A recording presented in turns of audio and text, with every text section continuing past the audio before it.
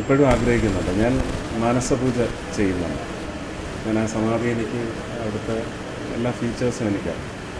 അപ്പോൾ ആ തിളക്കമുള്ള ഗ്രനൈറ്റും അതിൻ്റെ പുറത്തെപ്പോഴും പൂക്കൾ നിറഞ്ഞ ഞാൻ കണ്ടു.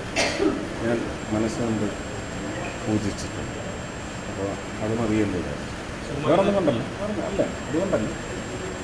ഒരു വിവാദം, ഒരു ആൾക്കാർ ചർച്ച ചെയ്യുന്ന ഒരു വിഷയം ഇനി ഉണ്ടാവരുത് എന്നുള്ളതുകൊണ്ട് ഞാനിപ്പോഴും സമുദായ അംഗമാണ്.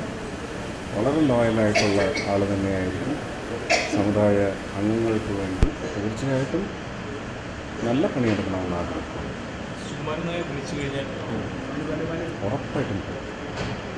ഉറപ്പായിട്ടും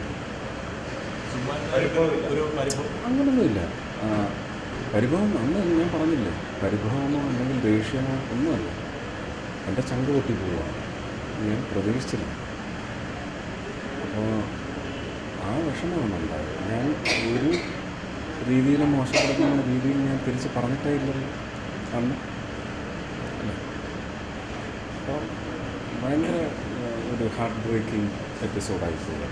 അതെനിക്ക് ഓർക്കാനേ ഇഷ്ടമല്ല.